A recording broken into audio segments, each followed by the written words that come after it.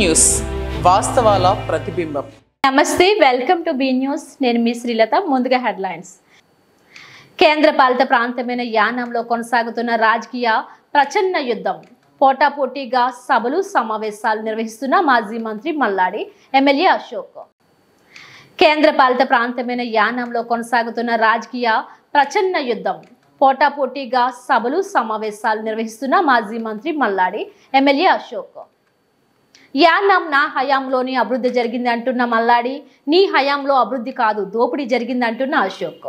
పేలుతున్న మాటల తూటాలు. ఎన్నికలకు ఇంకా సుమారుగా 2 సంవత్సరాలు ఉండగా ఇప్పటి నుండే వేడెక్కుతున్న యానాం రాజకీయం. ఎమ్మెల్యే అశోక్ తన కార్యకర్తల సమావేశంలో మల్లాడిపై పలు ఆరోపణలు చేశారు. నేను నా తండ్రి గంగాధర్ గారిని ఆదర్శంగా తీసుకొని మాటలు కానీ చేతలు కానీ మేరటం లేదు. నువ్వు ఇలాగే రెచ్చిపోయి మమ్మల్ని రెచ్చగొడితే పర్యవసనాలు వేరేగా ఉంటాయి. నాపై నీవు పోటీ చేసి ఉంటే 5,000 ఓట్ల మెజారిటీతో గెలిచేవాడిని. నాపై ఓటమి ఎరగని ముఖ్యమంత్రి రంగస్వామిని నిలబెట్టి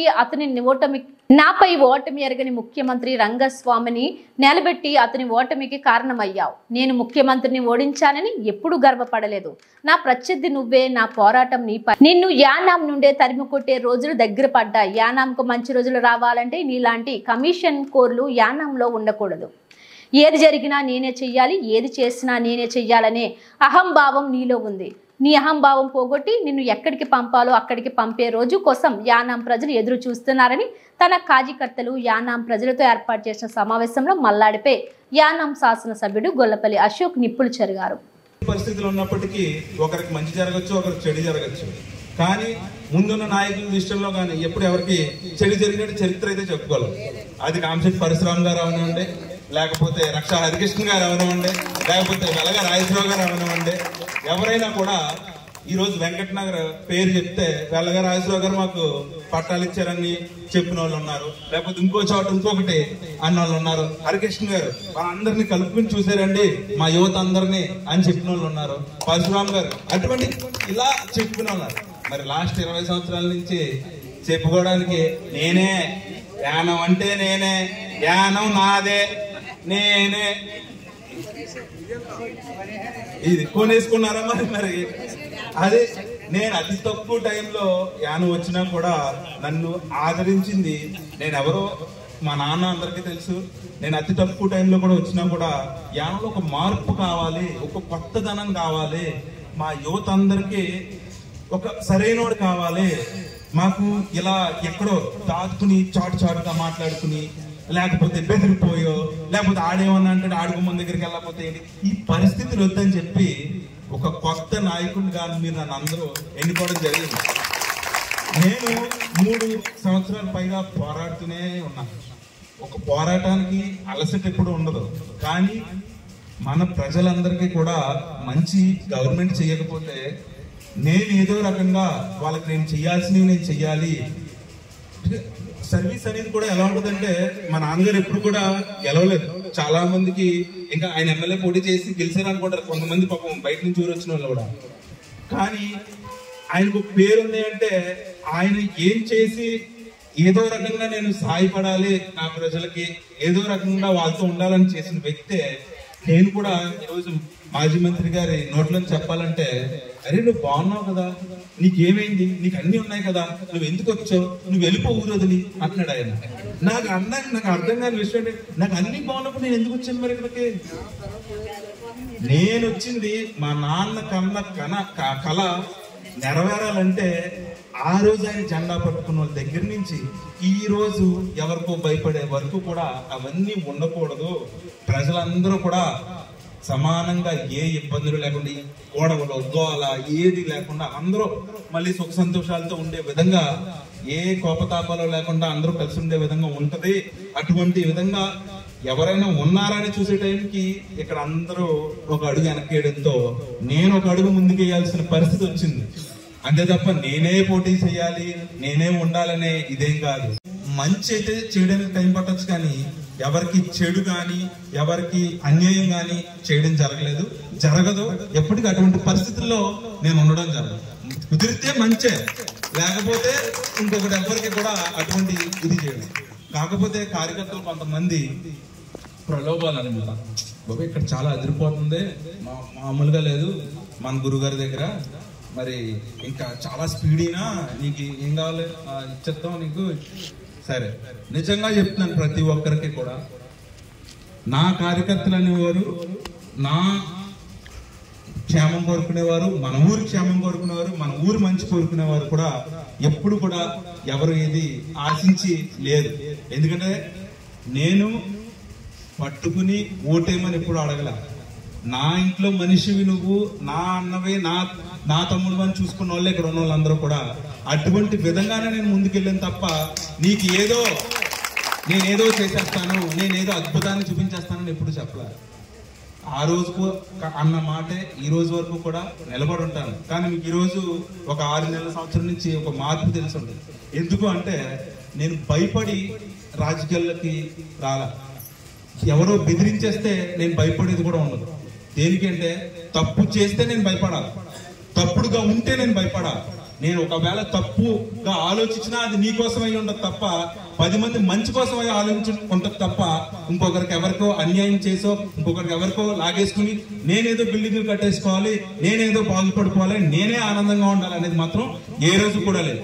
అటువంటి ఉండాలి ఉండే పరిస్థితిలో నుంచే ఇక్కడికి వచ్చాను. నేనేదో ఇక్కడికి వచ్చి సంపాదించుకోవాలనో ఇక్కడికి వచ్చి ఏదో ఎదిగిపోవాలనేది అవసరం అయితే లేదని మీకు వదిలేండి, అతనికి కూడా తెలుసు.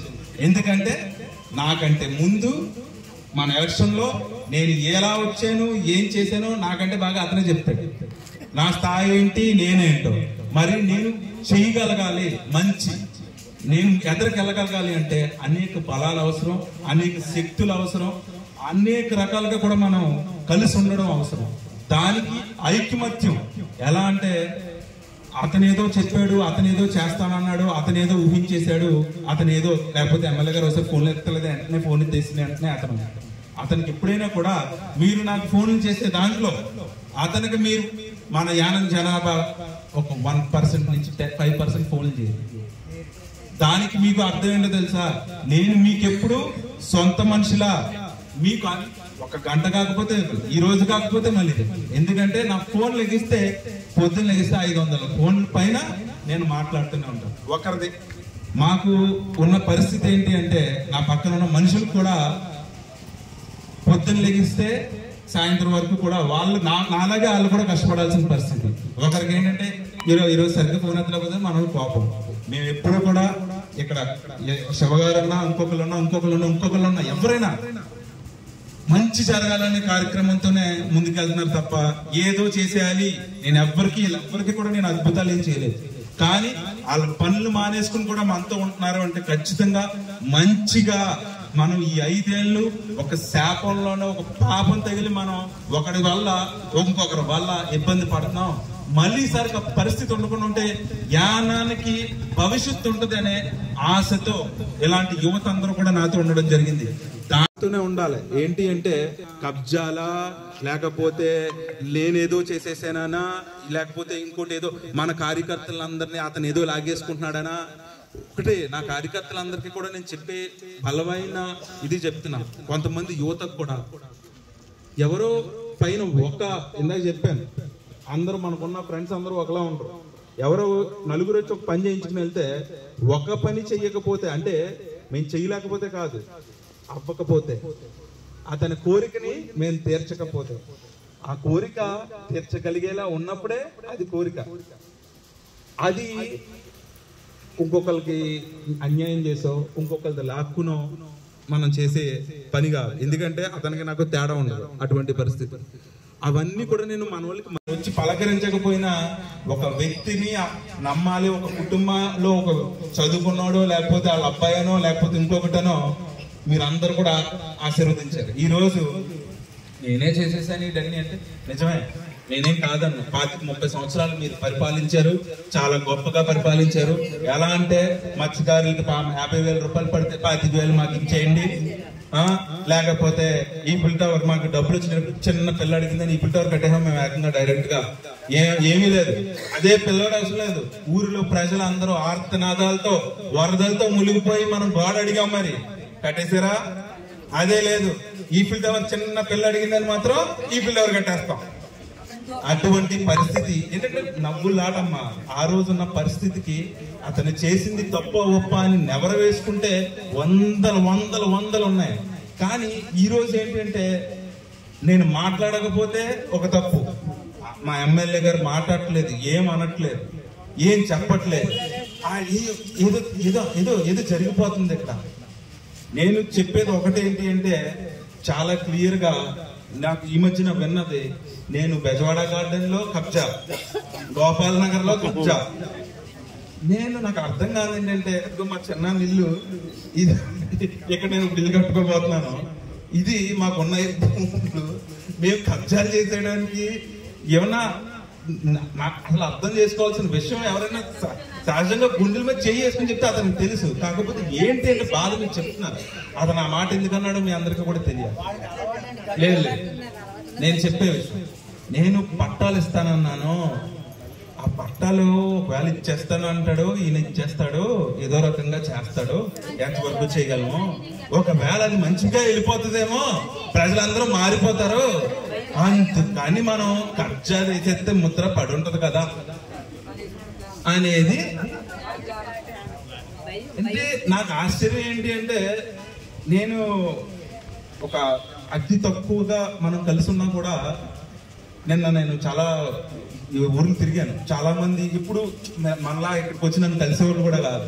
గుడికి వెళ్ళినప్పుడు ఇంకోటి వెళ్ళి మాట్లాడుతున్నప్పుడు, అమ్మ మేము వింటున్నామమ్మా, ఎన్ని చెత్త సొల్లు వింటున్నావమ్మా, నువ్వేం కంగారు పడుకో, నువ్వేం అధైర్య పడుకో, మేమందరూ ఉన్నాం నీకు అని చెప్పి ఎప్పుడు మన దగ్గరికి వచ్చి చెప్పేవాళ్ళు. మీరు మీరు మీరు అంటే నాకేం ఇది ఉండదు. కానీ ఎప్పుడు మనం ఎప్పుడు నేను కలని వాళ్ళు, నేను తెలియని వాళ్ళు వచ్చి నాకు, బాబు నువ్వు బలంగా ఉండు, నీకెందుకు, మేము నిలబెట్టుకున్నాం, నువ్వేమీ ఇబ్బంది లేదని చెప్తుంటే నాకు ఎలా అంటే, ఓహో మనం 4-5 నెలలు ఎక్కడో మనం అలా గడిపాము. కానీ ఇక్కడి నుంచి ఏం చెయ్యాలి అని చెప్పి మనం అందరం కలిసి ఒక తీర్మానం తీసుకుని ప్రతి ఒక్క ఇంటికి వెళ్ళి మనం ఏం జరుగుతుందో, ఏం చెయ్యాలో, ఏం ఇస్తామో, మనం ఏం నమ్మి ఎదురుకొచ్చామో, మనం ఏం చెప్పి ఎదురుకెళ్తామో అనేది అందరికీ తెలియాల్సిన పరిస్థితి ఎంతైనా ఉంది. మీరందరికీ కూడా నన్ను ఒకసారి మా బామ్మగారు రాజబాబు గారు కృష్ణారావు ఫోన్ చేశాడు. ఇలా కృష్ణారావు అంటున్నాడు, HR లో డబ్బులు తినేస్తున్నావు అంటు, నువ్వు నాకు నిజంగా చెప్తున్నాను, HR బామ్మ తప్పేం కాదు కదా. ఎందుకంటే నేను మొట్టమొదటి యానం వచ్చిన తర్వాత నాకు బొట్టు పెట్టి, నాన్న ఆ రోజు నేను చూశాను, మీ నాన్న పోయినప్పుడు ఇలా ఉన్నావు నువ్వు. నిన్న జరిగిన ఇక్కడ ఒక కోర్టు స్టే ఆర్డర్ వచ్చింది, ఒక కమర్షియల్ కాంప్లెక్స్ కి కూల్చడానికి అని చెప్పి. మరి మల్లాడి కృష్ణారావు గారికి ఎంతో ఆవేశం, ఉద్రేకం వచ్చేసి అక్కడ ప్రజలందరూ ఇల్లు వెనకాల ఉన్న ఇల్లు అన్ని పగలు కొట్టేస్తున్నాం, ఏదో అయిపోతుంది, అందరూ కదిలి రండి, వెంటనే పాండిచేరి వెళ్ళి బస్సు వెళ్ళిపోయిన సీఎం గారిని అడుగుదాం అని చెప్పి వెంటనే ఫోన్ చేసి తమిళ్లోని సగం ఇంగ్లీష్ లోని మనం పేలడం జరిగింది. ఇదేంటి అంటే ఏ ప్రజలకి కూడా అక్కడ ఇబ్బంది పడాల్సిన అవసరం లేదు. కేవలం ఏంటి అంటే ఇతను స్వార్థపూరిత రాజకీయాలు, ఒక వ్యక్తిని ఫ్లడ్ ప్రోన్ ఏరియాలో ఉందని చెప్పి గత 15 సంవత్సరాల క్రితం ఈయన నేలమట్టం చేయడం జరిగింది. అక్కడ మొదలైంది ఏంటంటే ఇతనికి అవసరమైతే ఈ ఆర్డర్ తెస్తారు, ఇతనికి అవసరమైతే అక్కడ ఫ్లడ్ ప్రోన్ ఉండదు. కేవలం ఏంటంటే ప్రజలకి ఏ రకమైన ఇబ్బంది లేదు. అదే విధంగా అక్కడున్న ఆ కమర్షియల్ కాంప్లెక్స్ ని కూడా ఆ రోజు ఆయన సొంత స్థలంలో కట్టుకోవడం జరిగింది. దానికి గవర్నమెంట్ ఏ రకంగా ఆయనకి సహకరిస్తే దాన్ని చూడాలి తప్ప దీన్ని ఉద్వేగం పరంగానో ప్రజలకు ఏదో అన్యాయం జరిగిపోతుందని చెప్పి ఏ రకంగా కూడా ప్రజలకి ఇబ్బంది లేదండి. పూర్తిగా కూడా ఇవన్నీ మా పోస్ట్ మ్యాన్ గారు ఏదంటే అక్కడ తీసుకెళ్లి ఢిల్లీ రిప్రజెంటేటివ్ అని, మరి ఢిల్లీ కూడా కాదు కదా, మా సీఎం గారికి ఈయన పోస్ట్ మ్యాన్ కాబట్టి ఆయనకి చేరవేయడానికి తీసుకెళ్ళడం జరిగింది. దానికి ఆయన పూర్తిగా కమర్షియల్ గా ఇంకొకరికి సపోర్ట్ చేసుకోవడంలో ఎవరు తప్పని అనరు. కానీ ప్రజలను ఉద్దేశపూర్వకంగా రెచ్చగొట్టి రాజకీయ వేదికగా వీళ్ళని వాడుకుందామని చెప్పి ఓట్ల కోసం ఏదో కాదు అంటూ స్టేట్మెంట్, లాక్ ఎదురెళ్ళిపోతాను లేకపోతే సిస్టమ్కి ఎదురెళ్ళిపోతాను, ఎవరు దేనికి ఎదురెళ్ళక్కర్లేదు. ఆల్రెడీ ఎదురెళ్ళి ప్రోటోకాల్ కోసం యానంలో ప్రజలు పడుతున్న కష్టాలు, నష్టాలు, గొడవలు చూస్తూనే ఉన్నాం. తమ అభివృద్ధి ఎలాంటిదో, ఆ శాపం ఎలాంటిదో భరిస్తూనే ఉన్నాం. తమరు కట్టిన ఆ డెవలప్మెంట్ ఏంటి అంటే ఈఫిల్ టవర్ ఫ్లడ్ బ్రోన్ లో, లేకపోతే శివంబాత్, లేకపోతే ఇవి ఎగిరిపోతే తీసేస్తారంట. ఎవరండి డెవలప్మెంట్ పాడు చేసేది? డబ్బులు పెట్టినప్పుడు తెలియదు మనకి అది ఫ్లడ్ ప్రోన్ అని. ఈరోజు 139 కోట్ల రూపాయలు వర్క్ వచ్చింది. వచ్చిన దాంట్లో 20 కోట్ల రూపాయల నష్టం జరిగి ఆ వర్క్ ని వాళ్ళు ఆపేయడం జరిగింది. దేనికి? దాని మీద సిబిఐ ఎంక్వైరీ జరిగితే ప్రతి ఒక్కరికి కూడా మాకు ఇందులో పులస సెన కమిషన్ ఎంతో మనకి క్లారిటీ వస్తుంది. ప్రజలందరూ కూడా అన్ని గమనిస్తూ ఉన్నారు. ఏ రకంగా కూడా ఎవరో దేనికి ఆందోళన పడాల్సిన అవసరం లేదు. మన పోస్ట్ మ్యాన్ గారు ఆయన పనితీరు ఎంతవరకు ఉంచుకుంటే అంత మంచిదని మనస్ఫూర్తిగా తెలియజేసుకుంటూ, యానంలో మీలో ఒకరిగా మీ శాసనసభ్యులు మీతోనే ఎప్పుడు మీ మంచి కోరి మీతోనే ఉంటారని ఆశిస్తూ సెలవు తీసుకుంటాం. నమస్కారం. మొన్న ఈ మధ్యన మాజీ మంత్రి మల్లాడి కృష్ణారావు గారు అనేక రకాలుగా యానం ప్రజలకు నేనేదో అభివృద్ధి చేశాను, నేనే అన్ని తెచ్చేసాను, లేకపోతే నువ్వేం చేసావు 3 ఏళ్ళ నుంచి కబ్జాలు, లేకపోతే ఇంకొకటి అని చెప్పి ఇష్టం వచ్చినట్టు ఆయన మాట్లాడడం జరిగింది. ఆయనకి చెప్పేది ఒకటే ఏంటి అంటే, దేనికైనా కూడా నేను మీ గవర్నమెంట్, మీ సీఎం గారు మీ చేతిలో ఉండడం జరిగింది. దేనికైనా కూడా నువ్వు అన్న మాటలు వాస్తవం అనుకుంటే దేనికైనా కూడా రెడీ. నీ వల్ల అభివృద్ధి జరగట్లేదని గత 3 సంవత్సరాలు 4 సంవత్సరాలుగా కూడా అసెంబ్లీలో కానీ లేకపోతే యానంలో ఆమరణ నిరాహార దీక్ష చేసి కూడా ప్రజలకి తెలియజేయడం జరిగింది. నువ్వు యానానికి పెట్టిన శాపం అది మా పాపం అని కూడా నేను చెప్పడం జరుగుతుంది. మీరు ప్రజలందరూ కూడా దాన్ని ఎప్పటికప్పుడు గమనిస్తూనే ఉన్నారు. మనం ఏంటి అంటే ప్రతి దాంట్లో కూడా కమిషన్ అలవాటు పడి ప్రతి ఒక్కరికి కూడా తెలిసిన విషయం ఏంటి అంటే, ఇంట్లో పులసకూర అనుకుంటే పులసలో సెన్ నాది అన్నట్టు ఆ కమిషన్ బేస్డ్ మైండ్ సెట్కి అలవాటు పడిపోయి యానం ప్రజలందరికీ కూడా నేనేదో తెచ్చేసాను, ఏదో చేసేసాను. ఈరోజు ఆఖరికి రేజెన్సీ సంస్థను కూడా నేనేదో అడ్డుకుంటున్నట్టు నువ్వు మాట్లాడుతున్నావు. గత 30 సంవత్సరాలుగా నువ్వు యానం ప్రజలకి ఏమైతే రేజెన్సీ లాస్ట్ 10-12 ఏళ్ళుగా వాళ్ళు ఏమైతే పోగొట్టుకున్నారో, ప్రజలు నిరుద్యోగంతో ఎలా ఇబ్బంది పడుతున్నారో, ఈరోజు 3 నెలలు అది పని చేయించి ఆఖరికి మూసుకుని వెళ్ళే పరిస్థితికి నువ్వు తీసుకొచ్చామంటే, ఆఖరికి జిఎన్ నాయుడు గారిని కూడా రాజకీయ ప్రలోభాలతో నువ్వు భయపెట్టి ఆయనకి 84 సంవత్సరాల వయసులో ఆయన అంత ఇబ్బంది పడే పరిస్థితికి నువ్వు తీసుకొచ్చి, నేనేదో అన్నదాన్ని నువ్వు వక్రీకరించి ఆయనతో శాసనసభ్యుడు ఎలా అన్నాడు ఇలా జరగలేదని చెప్పి ఏదో స్టేట్మెంట్లు ఇప్పిస్తున్నావు. నువ్వు అంత ఈరోజు ఇతను మాట్లాడేదంటే ఆల్రెడీ అక్కడ రేజెన్సీ 25 సంవత్సరాల నుంచి ఒకే చోట ఉంది. ఇన్ని సంవత్సరాల నుంచి ఆయన మళ్ళీ అక్కడే దాన్ని పునర్ప్రారంభించే పరిస్థితికి వచ్చింది. 3 నెలల్లో వర్క్ జరిగింది. ఈయన ఇప్పుడు చెప్పేది ఏంటి అంటే, దర్యాల తెప్ప ఇండస్ట్రియల్ లేఅవుట్ లో కొత్తగా మనం స్టార్ట్ చేయాల్సిన పరిస్థితి అంట. యానం ప్రజలకి ఏంటి నువ్వు చెప్పే కథను నాకు అర్థం కాదు. నేను మంచి చేయాలి అని అనుకునే విధానంలో యువతకే ఏదో ఒక కంపెనీ ఇక్కడ రావాలి, ఉన్న కంపెనీ తిరిగి పునర్ప్రారంభించాలని ఆయన కాళ్ళ వేళ బతిమలాడే పరిస్థితి వస్తే దాన్ని మూసుకుపోవాలి, లేకపోతే ఎక్కడో పెట్టాలి, లేకపోతే సీఎం నా జోబులో మనిషి అని చెప్పి ఇష్టం వచ్చినట్టు అవాక్కులు చవాక్కులు పేలితే మాత్రం తగ్గేది అసలు మినిమం ఉండదు. ప్రజా తిరుగుబాటును నువ్వు చూడబోతున్నావు. ఏజెన్సీ విషయంలో కూడా అదే అభివృద్ధిని అడ్డుకోవడంలో కూడా మాకు ఈ పాపం ఒక శాపంలా మారింది. కాబట్టి దాన్ని అతి త్వరలో ప్రజలందరూ కూడా మత్స్యకారులు కానీ, నువ్వు మత్స్యకారులకు సంబంధించి ఒక 30,000 రూపాయలు పడితే 15,000 రూపాయలు, 25,000 రూపాయలు పడితే 12,000 రూపాయలు వసూలు చేసిన వైను నువ్వు ఎప్పుడు మర్చిపోకు. ఈరోజు శాసనసభ్యుడిగా నేను ఎన్నికైన తర్వాత 1 రూపాయి కూడా ఏ మత్స్యకారుడు కూడా ఎవరికి ఇవ్వాల్సిన అవసరం లేకుండా వాళ్ళ ఖాతాల్లోనే పడుతున్నాయి. వాళ్ళే అనుభవిస్తున్నారు, వాళ్ళ పిల్లలే తింటున్నారని బల్లగుద్ది నేను సభాముఖంగా ప్రతి ఒక్కరికి కూడా చెప్పడం జరిగింది. అదే విధంగా అంతే చిత్తశుద్ధితో నేను ఇంకో రకంగానో సంపాదించుకుని వెళ్ళిపోతున్నాను నువ్వు అంటున్నావు. కాబట్టి దేనికైనా నీ గవర్నమెంట్ నీ చేతిలో ఉంది. కాబట్టి అది సెంట్రల్ గవర్నమెంట్ తోనో స్టేట్ గవర్నమెంట్ తోనో ఎనీ కైండ్ ఆఫ్ ఎంక్వైరీ నువ్వు నా మీద వేసి, అది సిబిఐ అవని ఈడీ అవని ఎనీథింగ్ నీ చేతిలో ఉంది. కాబట్టి నువ్వు నా మీద దానికి నేను రెడీగా ఉన్నాను. అదే విధంగా నీకు సంబంధించి ఒక కలర్ఫుల్ లెటర్ ప్యాడ్ ఉంది కాబట్టి దాన్ని నువ్వు నా మీద ఇవ్వి, నేను నీ మీద నా శాసనసభ్యుడిగా యానానికి నువ్వు ఏవైతే అన్యాయం చేసావో అనేది దీని మీద ఎంక్వైరీలు జరగాలి, దేని మీద ఎంక్వైరీలు జరగాలి, రెండు కూడా ఢిల్లీ సెంట్రల్ గవర్నమెంట్ కి మనం పంపిద్దాం. ప్రజలకి సరైన తీర్పు రావడం జరుగుతుంది. అదే విధంగా నువ్వు నోరు అదుపులో పెట్టుకుని మాట్లాడితే చాలా బాగుంటది. అరే తురే అని ఒక శాసనసభ్యుడిగా నువ్వు గౌరవం ఇవ్వకుండా మాట్లాడితే నిన్ను మాజీ మంత్రి గారు అనే పరిస్థితి నుంచి మాజీ స్పెషల్ రిప్రజెంటేటివ్ గా ఎలా చేయాలో కూడా నాకు తెలుసు. దానికి అన్ని ప్రణాళికాబద్ధంగా అన్ని కూడా మేము రెడీ చేసుకుని ఉన్నాం. ఈ రోజు వరకు ప్రజలకు ఏంటి అంటే 2 పక్కల నుంచి కూడా ఎంతో కొంత న్యాయం జరుగుద్ది ప్రభుత్వాన్ని నుంచి అని ఆశించి ఎదురు చూస్తడం జరిగింది. కానీ ఇక్కడ ఉన్న గవర్నమెంట్ ఏ రకంగా కూడా రాజకీయ నాయకులకి ఉపయోగపడేటట్టు కాకుండా, ఎంప్లాయీస్ కి ఉపయోగపడేటట్టు కాకుండా, ఎవ్వరికి ప్రజలకి ఉపయోగపడేటట్టు కాకుండా కేవలం ఒక ఢిల్లీ రిప్రజెంటేటివ్ అని చెప్పుకునే ఒక వ్యక్తి జోబులో ఉంటుంది తప్ప రాజ్యాంగంగా అంబేద్కర్ గారు రాస్తున్న రాజ్యాంగం యానంలో ఏ రోజు కూడా అది అమల్లో లేదు.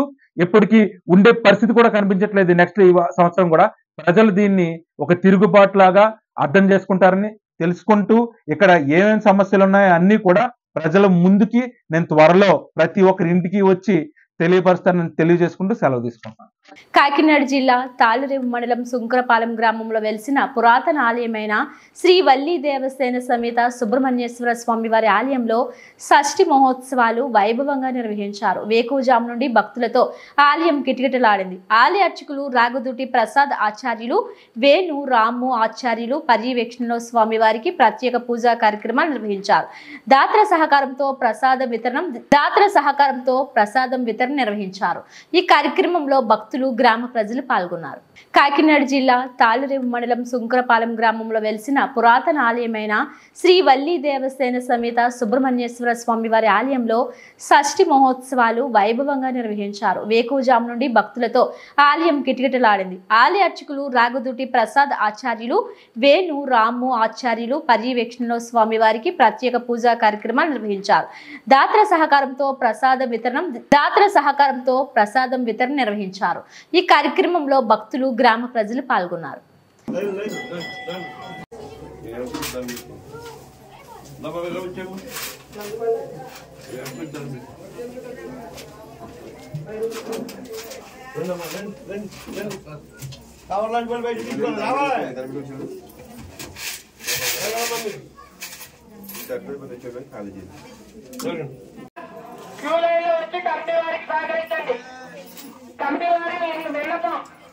దయచేసి ప్రతి ఒక్కరు కూడా క్యూ లైన్ లో తగ్గడానికి వచ్చి కమిటీ వారికి సహకరించాల్సిందిగా కోరి ప్రార్థిస్తున్నాం.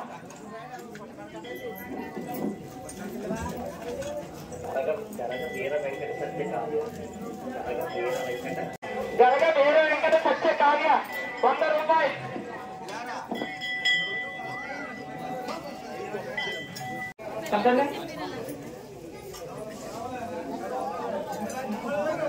పట్టూరి గోవిందరాజు 100 రూపాయలు.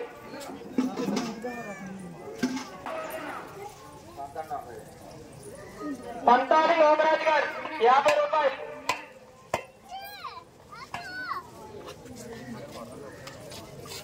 బాగా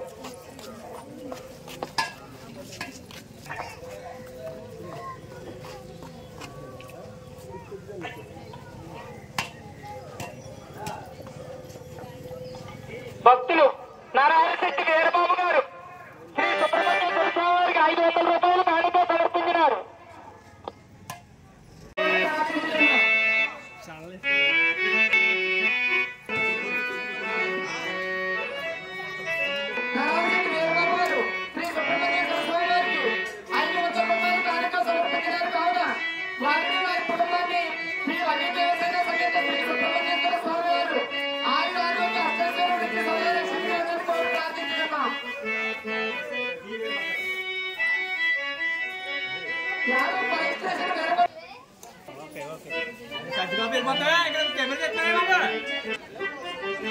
ప్రతి ఒక్క భక్తులు కూడా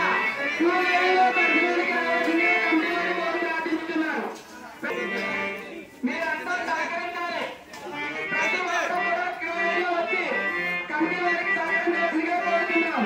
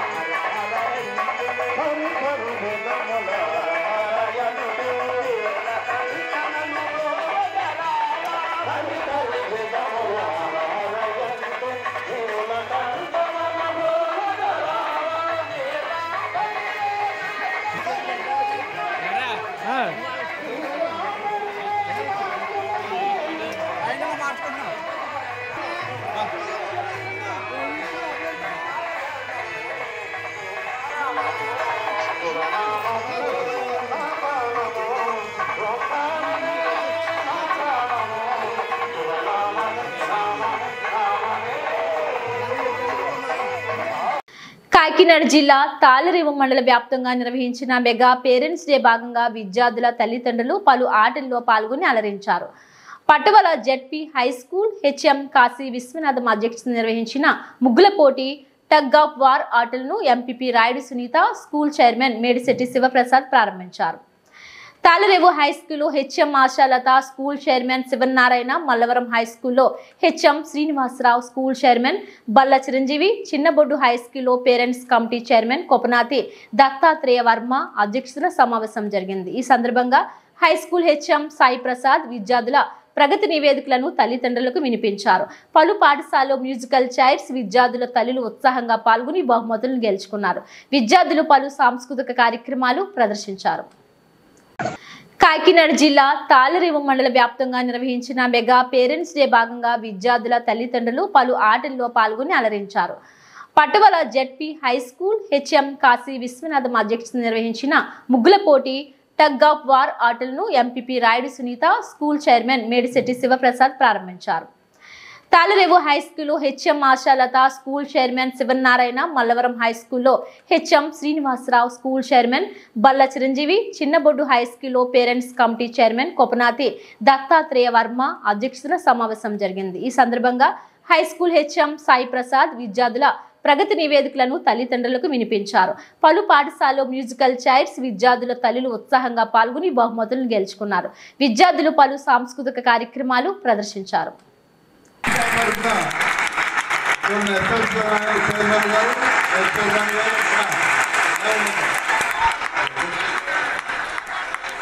యోగికి గుర్తుండిపై గుర్తిస్తున్నారు. క్లాప్ కొట్టండి, క్లాప్ కొట్టండి. అలాగే మేడం గారు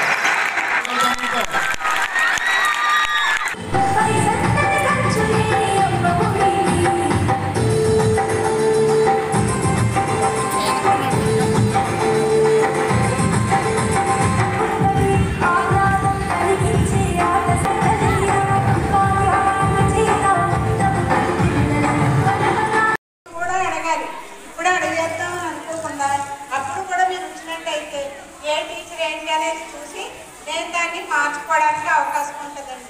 మీరు ఇచ్చే సజెషన్స్ ఏవైనా సరే మేము మనస్ఫూర్తిగా స్వీకరించి వాటిని అమలు చేయడానికి సిద్ధంగా ఉన్నాము. అంటే మేము కూడా ఈ ఊళ్ళోనే పెరిగాం కాబట్టి ఇక్కడ వాతావరణం తెలుసు. ఇదివరకు మన వాతావరణానికి ఇప్పుడు వాతావరణానికి చాలా మార్పు వచ్చిందండి. ప్రతి పిల్లడి చేతిలోనూ ఒక సెల్ ఫోన్ ఉంటుంది. తల్లిదండ్రులుగా మీరు ఏడుస్తున్నాడని బాధపడుతున్నాడని వెంటనే ఫోన్ కొనిచ్చేస్తున్నారు. ఎందుకంటే ఇదివరకు తల్లిదండ్రులు పిల్లాడి దగ్గర కూర్చోబెట్టుకొని ఆడితో మాట్లాడేవారు, ఆడితో కలిసి భోజనాలు అవి చేసేవారు. ఇప్పుడు తల్లిదండ్రులకు తీరు ఎలా ఉందంటే అందరూ ఒకవేళ వస్తారండి వర్క్, కానీ ప్రతిరోజు ప్రతి టీచరు వర్క్ ఇస్తారు. ఎక్కువగా ఇవ్వకపోయినా ఆ విధంగా కొంత భారాన్ని మోస్తున్నారు. దాన్ని సింప్లిఫై చేయడానికి మా టీచర్స్ అందరూ నిరంతరం శ్రమిస్తున్నామండి. మాకు గవర్నమెంటే ఒక ప్లాన్ ఇస్తుంది. అలా 100 days ప్లాన్ ఇచ్చారు. ఇచ్చి రోజు ఇది చదివించాలని పెడతారు. అలాగే పరీక్షల ముందు రివిజన్ టెస్ట్లు పెడతారండి. మేము తల్లిదండ్రులకు ఇన్ఫర్మేషన్ ఇచ్చిన వెంటనే వాళ్ళు ఏమంటారంటే వాళ్ళు నా మాట వినట్లేదు అంటారండి. తల్లిదండ్రులుగా మీరు శ్రద్ధ తీసుకోకపోతే వాళ్ళు కనీసం స్కూల్కి పంపించగలిగితే మా వంతు.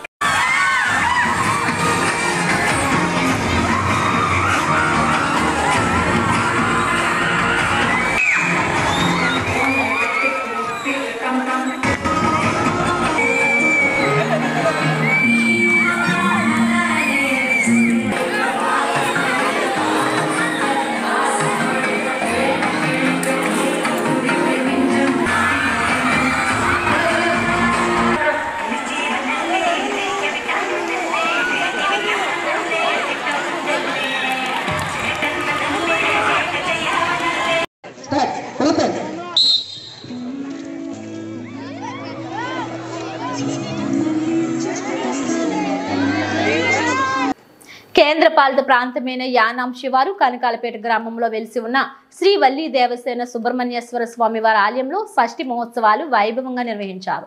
కవల గణపతి ఆధ్వర్యంలో ఆలయ అర్చకులు కోనంబట్ల శ్రీరామచంద్రమూర్తి శర్మ, సాయి సతీష్ శర్మ పర్యవేక్షణలో స్వామివారికి ప్రత్యేక పూజలు, అభిషేకాలు నిర్వహించారు. అనంతరం గ్రామ పురవీధుల మీదుగా స్వామివారిని ఊరేగింపు కార్యక్రమం నిర్వహించారు. ఈ కార్యక్రమంలో భక్తులు, ఆలయ కమిటీ వారు పాల్గొన్నారు.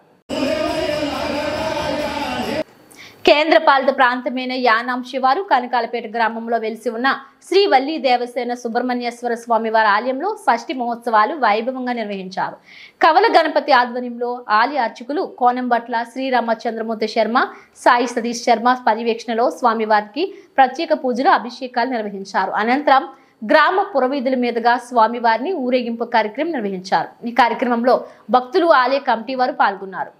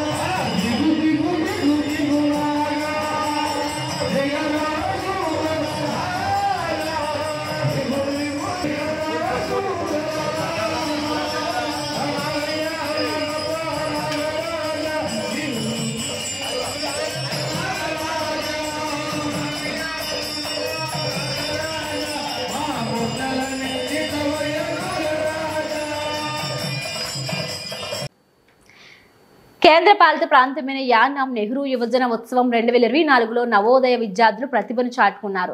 భారత ప్రభుత్వ యువజన వ్యవహారాలు మరియు క్రీడల మంత్రిత్వ శాఖ ఆధ్వర్యంలో యానాంలోని నెహ్రూ యువ కేంద్రం ద్వారా జిల్లా స్థాయిలో నిర్వహించిన వివిధ పోటీల్లో నవోదయ విద్యార్థులు సత్తా చాటారు. వ్యక్తిగత సైన్స్ మేళా విభాగంలో 12వ తరగతి చెందిన మాస్టర్ దివ్యాన్సు 12వ తరగతి చెందిన మాస్టర్ దివాన్సు మొదటి బహుమతి సాధించగా, గ్రూప్ విభాగంలో 12వ తరగతికి చెందిన కుమారి గొల్లకోటి, రమ్య ఎర్రమశెట్టి, యోగలక్ష్మి, పోలిశెట్టి భార్గవి మరియు 11వ తరగతి యు ఏంజల్ ద్వితీయ బహుమతి సాధించారు. యంగ్ ఆర్టిస్ట్ విభాగంలో మాస్టర్ ఎం అశోక్ వర్మ ద్వితీయ బహుమతి పొందారని విద్యాలయ ప్రిన్సిపాల్ శ్రీ రాజశేఖర్ రెడ్డి ఒక ప్రకటనలో తెలియజేశారు. విజేతలకు నగదు బహుమతితో పాటు రాష్ట్ర స్థాయి పోటీలకు ఎంపిక చేసినట్లు ఆయన తెలిపారు. విద్యార్థులను అభినందించారు. కేంద్ర పాలిత ప్రాంతమైన యానాం నెహ్రూ యువజన ఉత్సవం 2024లో నవోదయ విద్యార్థులు ప్రతిభను చాటుకున్నారు. భారత ప్రభుత్వ యువజన వ్యవహారాలు మరియు క్రీడల మంత్రిత్వ శాఖ ఆధ్వర్యంలో యానాంలోని నెహ్రూ యువ కేంద్రం ద్వారా జిల్లా స్థాయిలో నిర్వహించిన వివిధ పోటీల్లో నవోదయ విద్యార్థులు సత్తా చాటారు. వ్యక్తిగత సైన్స్ మేళా విభాగంలో 12వ తరగతి చెందిన మాస్టర్ దివ్యాన్సు 12వ తరగతి చెందిన మాస్టర్ దివాన్సు మొదటి బహుమతి సాధించగా, గ్రూప్ విభాగంలో 12వ తరగతికి చెందిన కుమారి గొల్లకోటి, రమ్య ఎర్రమశెట్టి, యోగలక్ష్మి, పోలిశెట్టి భార్గవి మరియు 11వ తరగతి యు ఏంజల్ ద్వితీయ బహుమతి సాధించారు. యంగ్ ఆర్టిస్ట్ విభాగంలో మాస్టర్ ఎం అశోక్ వర్మ ద్వితీయ బహుమతి పొందారని విద్యాలయ ప్రిన్సిపాల్ శ్రీ రాజశేఖర్ రెడ్డి ఒక ప్రకటనలో తెలియజేశారు. విజేతలకు నగదు బహుమతితో పాటు రాష్ట్ర స్థాయి పోటీలకు ఎంపిక చేసినట్లు ఆయన తెలిపారు. విద్యార్థులను అభినందించారు.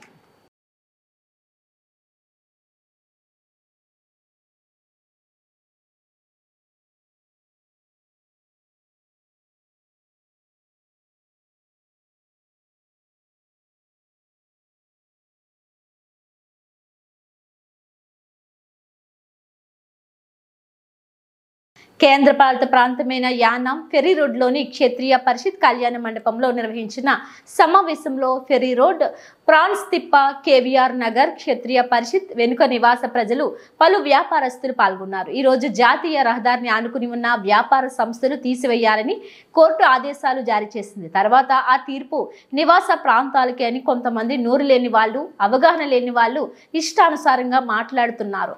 ఇప్పటికే నదీ పరివాహక ప్రాంతంలో కేంద్ర ప్రభుత్వం, రాష్ట్ర ప్రభుత్వం సిఎస్ఆర్ నిధులతో సుమారు 45 కోట్ల అభివృద్ధి పనులు చేపట్టి ఉన్నాం. ప్రజల ఇల్లులు, వ్యాపార సంస్థలు కూలగొడతానంటే ఊరుకునేది లేదు. ప్రజలతో కలిసి న్యాయ పోరాటానికైనా సిద్ధమన్నారు. ఈ నేపథ్యంలో చేపట్టవలసిన కార్యాచరణపై నదీ పరివాహక ప్రాంతాల ప్రజలతో సమావేశం ఏర్పాటు చేసి పుదుచ్చేరిలో సోమవారం ఉన్నతాధికారులతో సమీక్షా సమావేశం నిర్వహిస్తామన్నారు. కేంద్ర పాలిత ప్రాంతమైన యానాం ఫెర్రీ రోడ్లోని క్షత్రియ పరిషత్ కళ్యాణ మండపంలో నిర్వహించిన సమావేశంలో ఫెర్రీ రోడ్, ప్రాన్స్ తిప్ప, కేవీఆర్ నగర్ క్షత్రియ పరిషత్ వెనుక నివాస ప్రజలు, పలు వ్యాపారస్తులు పాల్గొన్నారు. ఈ రోజు జాతీయ రహదారిని ఆనుకుని ఉన్న వ్యాపార సంస్థలు తీసివేయాలని కోర్టు ఆదేశాలు జారీ చేసింది. తర్వాత ఆ తీర్పు నివాస ప్రాంతాలకే అని కొంతమంది నోరు లేని వాళ్ళు, అవగాహన లేని వాళ్ళు ఇష్టానుసారంగా మాట్లాడుతున్నారు. ఇప్పటికే నదీ పరివాహక ప్రాంతంలో కేంద్ర ప్రభుత్వం, రాష్ట్ర ప్రభుత్వం సిఎస్ఆర్ నిధులతో సుమారు 45 కోట్ల అభివృద్ధి పనులు చేపట్టి ఉన్నాం. ప్రజల ఇల్లులు, వ్యాపార సంస్థలు కూలగొడతానంటే ఊరుకునేది లేదు. ప్రజలతో కలిసి న్యాయ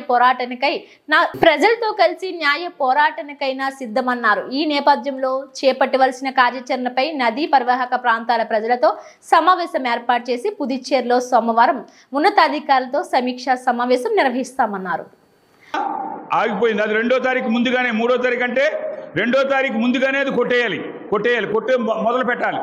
ఆగిపోతే దానికి 3వ తారీఖుని వీళ్ళు వెళ్ళిన తర్వాత జడ్జి గారు చాలా ఫైర్ అయిపోయి, ఇప్పుడు వరకు మీరు కొట్టడం మొదలు పెట్టమంటే ఎందుకు మొదలు పెట్టలేదు, మీ అందరినీ కూడా లోపలేసేస్తాను, మీరు అవినీతి వీళ్ళందరి దగ్గర కూడా డబ్బు తీసుకుని మీరు వాళ్ళకి సపోర్ట్ చేస్తున్నారని చెప్పి జడ్జి గారు మన యానానికి సంబంధించిన భారతిని బోన్లో పెట్టి ఇచ్చేస్తే ఆవిడ ఇంకా ఏడుపు ఆగలేని పరిస్థితి, ఆవిడ తట్టుకోలేకపోయింది. అప్పుడు వెంటనే ఆర్డర్స్ ఇష్యూ చేశారు. 11వ తారీఖు అంటే ఇంకా 3 రోజులు టైం ఉంది. 11వ తారీఖు లోపు అక్కడ ఉన్న షాపులు కానీ, దాని తర్వాత మిగతాది మళ్ళీ ఇంకో ఆర్డర్ వచ్చేస్తుంది. ఇప్పుడు అన్నీ కూడా లాక్ చేసేసి తాళాలు కమిషనర్ దగ్గర పెట్టుకునేలాగా 11వ తారీఖు ముందుగానే అని అంటే, నిన్న కమిషనర్ పోలీస్ ఫోర్స్ని తీసుకెళ్ళి షాపులన్నీ వాటికి నోటీస్ అందించేసి తాళాలు వేస్తున్నప్పుడు నాకు ఇదయింది. అందులో జడ్జి గారు ఏమన్నారంటే, ఈ ఒక్కటే కాదు, ఈ పక్క ఆ పక్క వెనకాల పల్లంలో ఉన్నది ఇదంతా కూడా రోడ్డు పక్కన ఉన్నది టెంపరీగా షీట్ మాత్రమే. ఈవిడ అడిగింది ఇలాగ కొన్ని 100 మంది కాపురాలు ఉన్నాయి అని, ఈ ఫుట్ హౌస్ ఎన్నెన్ని ఇల్లు కట్టుకున్నామో, ఎన్నెన్ని అంతస్తులతో ఇల్లు కట్టుకున్నామో, గుళ్ళు ఉన్నాయి, ఇవన్నీ ఉన్నాయన్నది గవర్నమెంట్కి తెలియజేస్తే, గుడి ఇల్లులు నేను చూడను, ఆ వరద ఏరియాలో ఏ ఒక్కటి ఉండడానికి నేను ఒప్పుకోను అని జనవరి 11వ తారీఖుకి ఫైనల్ ఆర్డర్ నేను ఇస్తున్నాను, ఇవన్నీ తీసేయాలి అని చెప్పేసి అతను ఓపెన్ కోర్టులో చెప్పేప్పటికి మాకు ఈ సీఎం గారు అధికారులు ప్లాన్ డిపార్ట్మెంట్ ద్వారాగా ఇక్కడ ఆఫ్ చేయమని లెటర్ ఇచ్చారు కదా, ఆగిపోయిందని చెప్పేసి పర్వాలేదని చెప్పేసి నేను కొంతమంది వస్తే ఆఫ్ చేశానని చెప్పాను. 2వ తారీఖున 3వ తారీఖు ఆ తీర్పు వచ్చింది. తీర్పు వచ్చిన తర్వాత ఇంకా ఇప్పుడు నేను పాండిచేరి వెళ్దాం, పాండిచేరి వెళ్ళి మళ్ళీ మీటింగ్ పెట్టి మనతోటి పాటు గవర్నమెంట్ కూడా తొందరగా దాన్ని అడ్వాన్స్ ఒక పిటిషన్ వేసి ఇది ఆఫ్ చేసేలా చేద్దామని చెప్పేసి 2 రోజుల నుంచి అనుకుంటుంటే నిన్నేమో ఇమీడియట్గా మొదలు పెడితే నేను స్పాట్కి వెళ్ళి అక్కడి నుంచే సీఎం గారితో, అలాగే చీఫ్ టౌన్ ప్లానర్ తోటి, గవర్నమెంట్ ప్లేడర్ తోటి, లా డిపార్ట్మెంట్ 4 అధికారులతో మాట్లాడేప్పటికీ ఇక్కడ మేము కమిషనర్ కానీ వాళ్ళు కానీ మేము ఆఫ్ చేయలేము, మాకున్న ఆర్డర్స్ ఇవని కాగితాలు అందరూ ఎదుర్కొంటానే ఆర్డర్స్ జడ్జి ఏమిచ్చాడో ఆర్డర్ని చూపించున్నారు. 11వ తారీఖు కమిషనరు అన్నీ చేశానని ఇక్కడున్న మెంబర్ సెక్రటరీ భారత్కి అప్పచెప్పాలి. భారత్ ఏమో 20వ తారీఖుకి పాండిచేరికి ఇవన్నీ క్లియర్ చేసాం, అన్నీ మా ప్రొసీజర్ అంతా కూడా పూర్తి అయిపోయిందని చెప్పేసి ఆవిడ ఇచ్చేయాలి. 7వ తారీఖున ఫైనల్ జడ్జిమెంటు ఇస్తారు. ఇందులో కొంతమంది తెలియకో అన్నీ అయిపోయిన తర్వాత నేను చూసుకుంటాను కొట్టిన తర్వాత ఇది కేసు కోర్టులో లేదేమనుకుంటున్నారు. 6 సంవత్సరాల నుంచి ఒకటి కాదు అనేకమైన కేసులు దీనికి మన ప్రభుత్వం సైడ్ నుంచి ఉంది, మన సైడ్ నుంచి కూడా మీరందరూ ఇచ్చిన డబ్బులతోటి లాయర్లను పెట్టి మనం కొంత కాపాడుకుంటూ వస్తూ ఉన్నాం. ఈ పరిస్థితులు నిన్న మళ్ళా సీఎం గారికి మాట్లాడేప్పటికీ సార్ ఇది నేను 30-35 సంవత్సరాల నుంచి ఎక్కడో ఇది ఒక తిప్ప లేకపోతే గోదావరి ఒడ్డనుకున్న దాన్ని ఇన్ని వందల కుటుంబాలు అక్కడ ఇల్లు కట్టుకుని వాళ్ళు జీవించేలాగా ఇన్ని 45-50 కోట్ల రూపాయలు ఖర్చు పెట్టి ఇక్కడ చేస్తే ఒక రోజులో తీసేస్తానంటే ఇది ఏంటి సార్ ఇది అని అంటే ఇది అన్యాయమే కృష్ణారావు, మీరు ఇమ్మీడియట్గా మీరు బయలుదేరి రండి, నేను రేపు మీరు ఆదివారం లాయర్ని అంటున్నారు కదా, మీరు హైకోర్టు లాయర్ని కూడా పెద్ద లాయర్ని మేము పెట్టుకుంటాము సార్, ఇప్పుడున్న వాళ్ళకంటే డబ్బు గురించి కూడా మేము చూడం, 5 లక్షలైనా 10 లక్షలైనా సరే మేము ఇంకా పెద్ద లాయర్ని పెట్టుకుని మీ దగ్గరికి వస్తాం. సోమవారం పొద్దుడికి మన పాండిచేరి చీఫ్ సెక్రటరీని అలాగే అధికారుల్ని లా సెక్రటరీని మొత్తం అందరినీ పిలిచి ప్రభుత్వం సైడ్ నుంచి కోర్టుకి మీరు ఏది ముట్టుకోవద్దు, దీనికి కావలసిన మాకు కొంచెం టైం ఇవ్వండి, ఆ టైంలోపు మాస్టర్ ప్లాను ఫ్లడ్ వాళ్ళు మొదలుపెట్టి రాబోయే రోజుల్లో అక్కడ ఏరియాలో ఎటువంటి ఇబ్బంది లేకుండా చేస్తామని ఇప్పుడు మన పాండిచేరి ప్రభుత్వం ద్వారాగా ముఖ్యమంత్రి ద్వారాగా మనం కోర్టుకి తెలియచేయాలి. కోర్టుకు ఆల్రెడీ తెలియజేస్తూనే ఉన్నారు, కానీ కోర్టు ఎంటలేదు. ఇది ఒక ఎమ్మెల్యేయో ఒక మల్లాడి కృష్ణారావు అనుకుంటే ఆగేది కాదు. ఇది భారతదేశంలో ఇలాంటి ఫ్లడ్ ప్రోన్ ఏరియాలో ఎక్కడైతే కంప్లైంట్స్ వస్తుంటాయో ఆ వచ్చినప్పుడు యాక్షన్ తీసుకుంటూ ఉంటుంది. షాపులు అవి కూడా టెంపరీగా మాత్రం ఆఫ్ చేయగలిగాను, నిన్న సీల్ వేసినవి వెనక్కి తాళాలు ఇప్పించగలిగాను. మంగళవారం సాయంత్రం లోపు ఆ సామాన్లన్నీ కూడా చాలామంది చిన్న వాళ్ళందరూ కూడా ఏది కాయగూరలు అమ్ముకునే వాళ్ళు ఒకరు, ఫ్రూట్స్ అమ్ముకునే వాళ్ళు ఒకరు, డ్రింక్ షాపులు డ్రింకులు అమ్ముకునే వాళ్ళు ఒకరు, 14 కొట్లుంటే మిగతా వాళ్ళు ఆ 14 కొట్లకే ప్రాబ్లం రా, మిగతా వాళ్ళకి ప్రాబ్లం లేదని చెప్పేసి అంటున్నాడు. వాడు 3 కేసులు వేస్తున్నాడు. 3 కేసులు కూడా వరదలో ఏ ఒక్క కొట్టు కానీ ఇల్లు కానీ ఉండకూడదు అన్న దాని మీద కేసు. అది మొత్తం అన్నీ కలిపి జనవరి 7వ తారీఖున ఫైనల్ ఆర్డర్ వస్తుంది. ఫైనల్ ఆర్డర్ వచ్చిన తర్వాత మనం ఏం చేయగలుగుతాం? ఇప్పుడు ఫైనల్ ఆర్డర్ రాకన్నా ఉండేలాగా ప్రభుత్వం నుంచి మీరు నేను చేయలేవు, మన శక్తి సరిపోదు. ప్రభుత్వం నుంచి ఇది లా అండ్ ఆర్డర్ ప్రాబ్లం, మీరు అక్కడ కానీ వచ్చినట్టయితే ఆ 1000 మందితో పాటు మళ్ళీ మల్లాడి కృష్ణారావు అక్కడ నుంచి ఉంటాడు, ఎలా కొడతావో చూస్తామని చెప్పేసి పోలీస్ ఫోర్స్ని ఇవన్నీ కూడా ప్రజలకి ప్రభుత్వానికి దెబ్బలాటలు జరుగుతాయి. కాబట్టి ఇది మీరు ఆఫ్ చేయండి, దానికి తగ్గట్టుగా మేము దానికి మీకు ఇబ్బంది లేకుండా ప్రజలకు ఇబ్బంది లేకుండా చేస్తామని చెప్పేసి ప్రభుత్వం ఒక ఆర్డర్ తీసుకుని కోర్టుకి సబ్మిట్ చేయాలి, జడ్జి దగ్గరికి సబ్మిట్ చేయాలి అన్న దాని మీద ఇక్కడ ఉన్న కొంతమంది ఇప్పుడు నేను పెద్దలను తీసుకుని ఎవరైతే వస్తారో ఆ పెద్దలను తీసుకుని పాండిచేరి వెళ్ళి రేపటికల్లా చెన్నైలో లాయర్ని కలిసి ఆ లాయర్ అడ్వైస్ తీసుకుని ఎల్లుండి పొద్దుడికి సీఎం గారి ఆఫీసులో మొత్తం అధికారులందరినీ కూడా పాండిచేరికి సంబంధించిన చీఫ్ సెక్రటరీ దీనికి సంబంధించిన అందరినీ కూడా మీటింగ్ ఏర్పాటు చేసి ఇమ్మీడియట్గా ప్రభుత్వ నిర్ణయాన్ని కోర్టుకి తెలియచేయాలి. ఇది మన పని, మన మీద ఉన్న పని. నిన్న చాలా ఆవేశంగా మాట్లాడాను సీఎం గారితో కానీ గవర్నమెంట్ ప్లేడర్తో కానీ. ఎంతో 30 సంవత్సరాల నుంచి నేను కష్టపడి ఒక రూపం తీసుకొస్తే మీరు కోర్టు ఆర్డర్ అని చెప్పేసి పడగొట్టేస్తానంటే ఏమైపోతారు ఈ పేదోళ్ళందరూ కూడా అని చెప్పేసి మాట్లాడినప్పుడు సీఎం గారు నేను బల్లాడి ఏంటి ఇంత ఆవేశంగా మాట్లాడుతున్నా? ఆవేశం కాదు సార్, ఇది ఇక్కడ నేను స్పాట్లో ఉన్నాను. నేను ఇప్పుడు టైం 3:30 అయింది. నేను పొద్దున్న నుంచి ఇంకా స్నానం కూడా చేయలేదు. ప్రజలను చూస్తూ ఉంటే మళ్ళీ ఇక్కడికంటే ఇక్కడ పరిగెట్టుకుని వచ్చాను. మేము బయలుదేరి మేము వస్తాం, మీరు ఆఫ్ చేయమంటే ఇమ్మీడియట్గా సీఎం ఫోన్ అందుకుని కమిషనర్కి ఇచ్చి మీరు ఆఫ్ చేసి రండి, కష్టం వస్తే చూసుకుందాం, మల్లాడిని వ్యతిరేకించి మల్లాడి చెప్పిన మాటని కాదానికి మేము ముందుకు వెళ్ళకండి, మల్లాడికి నేను సపోర్ట్గా ఉంటాను, యానానికి నేను సపోర్ట్గా ఉంటానని చెప్పి తాళం వేసి మళ్ళీ వెనక్కి ఇచ్చేసి మీరు మంగళవారం వరకు ఆగండి, మంగళవారం వరకు ప్రభుత్వం ఆఫ్ చేయలేకపోయినా మేము ప్రయత్నం చేసింది కూడా కోర్టు వినలేకపోతే అప్పుడు మీరు తాళాలు వేసి సీజ్ చేసి తర్వాత కోర్టు ఏం చేస్తుందో చూద్దామని చెప్పేసి సీఎం గారు ఫోన్లో మాట్లాడి మన అధికారి కమిషనర్ తోటి మాట్లాడి అప్పుడు అక్కడ నుంచి నేను బయలుదేరి వచ్చాను. ఇది 10 లక్షలైనా 20 లక్షలైనా మనం ప్రభుత్వం చేత చేయడం ఒకటి, మనం కూడా ఒక అడ్వకేట్ని టాప్ మోస్ట్ మంచి నాలెడ్జ్ ఉన్నవాడిని, బాగా ఎక్స్పీరియన్స్ ఉన్నవాడిని పెట్టుకుని ఇది మనం ఆఫ్ చేసుకోవాలి. మనం ఈ ప్రభుత్వం నుంచి వచ్చిన తర్వాత కోర్టు కూడా ఇక కాదు కొట్టేయండి అంటే మీరు పిల్లలతో పాటుగా నేను ఎక్కడ ఎంతమంది పోలీసులు వచ్చి ఎన్ని మిషన్లు వచ్చి పడగొడతాయో అప్పుడు మనం చూసుకుందాం. దానికి అప్పుడు చూసుకుందామని చెప్పేసి ఇప్పుడు కాముగా కాదు, ముందు ఆ పరిస్థితి రాకన్నా ఉండడానికి మనం పనిచేయాలి. దానికి అంతా కూడా మీరు ఇక్కడ ఉన్న వాళ్ళు మీ సైడ్ నుంచి కూడా ఒక 4-5 ఈరోజే సాయంత్రం బయలుదేరి రేపటి కాడికి వస్తారు. ఆ ఎల్లుండి పని చూసుకుని మళ్ళీ మంగళవారం బుధవారం మళ్ళీ ఇక్కడికి వచ్చి ఫర్దర్గా ఏంటి అన్న దాని మీద ఇది ఆ జనవరి 7వ తారీఖు వరకు కూడా మళ్ళీ ముఖ్యమంత్రి గవర్నర్ కూడా వచ్చేది ఉంది. ఆ రోజు మళ్ళా ఇదే మనం ఏమీ లేదని అంటున్నారు కదా, ఆ గవర్నర్ వచ్చినప్పుడు ఇవన్నీ కూడా ఇప్పుడు వరకు ఎన్ని కేసులు వచ్చాయి, మనం ఏం చేసాం, ప్రభుత్వం ఏం చేసినది పేపర్లన్నీ కూడా దానికి పెట్టి ఈ గవర్నర్కి సీఎంకి అందరికి కూడా రికమెండేషన్ ఇచ్చే పరిస్థితి మీ అందరి సమక్షంలోనే, మీ అందరి సంతకాలతోటే ఇదిగో మా పరిస్థితి ఇది, ఈ పరిస్థితికి ఇంకా ఎదరికి ఏ ఒక్క ఇబ్బంది లేకుండా మాకు చేయండి అని గవర్నర్ని సీఎం గారిని అందరూ కూడా త్వరలోనే వస్తున్నారు. యానం వారం 10 రోజుల్లోనే వచ్చి ప్రోగ్రాం ఉంది. మళ్ళీ జనవరి 6వ తారీఖున ప్రోగ్రాం ఉంది. ఆ టైంకల్లా మనం ప్రాబ్లమ్ని ఇచ్చేసుకుని దాన్ని 7వ తారీఖు ముందుగా వాళ్ళని కంపల్సరీగా మన యానం తీసుకురావాలి. అప్పుడు నేను తీసుకొస్తేనే ఇక్కడ పరిస్థితి మనం ఎక్స్ప్లెయిన్ చేయడానికి ఉంటుంది. ఆ గవర్నర్ వచ్చినా సరే ఇది పరిస్థితి, మీరు మొన్న సంతకం పెట్టి అప్పుడు కానీ సంతకం పెట్టకపోయి ఉంటే మీరు సంతకం పెట్టారు కదా, ఆ సంతకానికి తోటి మనకు ప్రాబ్లం సాల్వ్ అయిపోతుంది సార్ అని చెప్పేసి చూపించగలగాలి. సీఎం గారికి అయితే ఇక్కడున్న సమస్య అంతా కూడా అతనికి తెలుసున్న సమస్యే. ఏ ఒక్క మిషన్ వచ్చినా కానీ ఏది వచ్చినా కానీ అలా మళ్ళీ ఒక ఇంచు కూడా జరగకుండా ఉండాలి.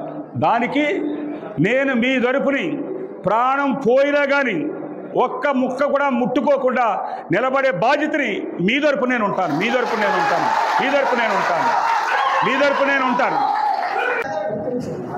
ఈరోజు ఫ్రాన్స్ తిప్పకు సంబంధించిన ఈ ఏరియాలో అనేకమైన కొత్త గ్రామాలు ఏర్పడి ఉన్నాయి.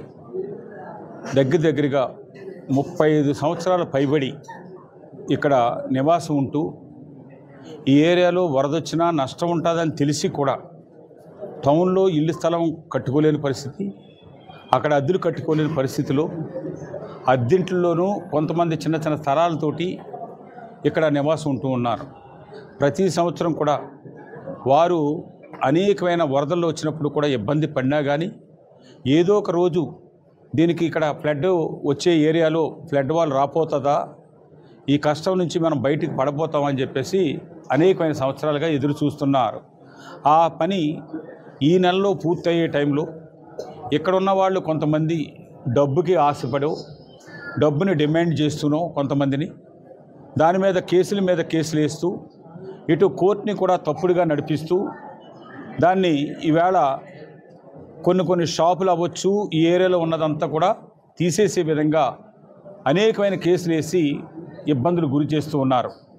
దాన్ని జనవరి 7వ తారీఖు లోపు ఈ ఏరియా మొత్తం ఖాళీ చేయించే పరిస్థితి వస్తున్న సందర్భంలో గత 6-7 సంవత్సరాల నుంచి ఈ ఫ్రాన్స్షిప్కి సంబంధించిన అన్ని కులాల్లో పెద్దలందరూ కలిసి మేము హైకోర్టుకి అడ్వకేట్ని పెట్టుకోవడం, గవర్నమెంట్ ఉన్న దానికి మళ్ళా దానికి మేము దానికి మనకు సపోర్ట్గా ఉండేలాగా తలకొక రూపాయి వేసుకుని ఆ ఫీజులు ఏంటి అన్నీ కూడా వీరే భరించేలాగా చేస్తూ ఇప్పటికే 2-3 పర్యాలు చెన్నై వెళ్ళడం, అడ్వకేట్ తోటి మాట్లాడడం, అది కాకుండా కిరణ్ బేడి గారు ఉన్నప్పుడు లేదంటే ఇప్పుడు ఉన్న ప్రభుత్వం ఉన్నప్పుడు ఈ ప్రభుత్వంతో కూడా ప్రభుత్వం కోర్టు వేరేగా డైరెక్షన్లో వస్తుంటే ఈ మధ్య కాలంలో కూడా ఎప్పటికప్పుడు ఈ ఏరియా స్థలాన్ని దీన్ని ఇప్పుడు ఉండే కొబ్బరి తోటగా ఉన్నదాన్ని నివాసానికి, అలాగే రోడ్డు పక్కన ఉన్నదైతే దాన్ని కమర్షియల్గా షాపులు పెట్టుకోవడానికి కూడా మాస్టర్ ప్లాన్లో సబ్జెక్టు కండిషను ఫ్లడ్ వాల్ మొదలు పెట్టినప్పటికీ ఈ ఏరియాలో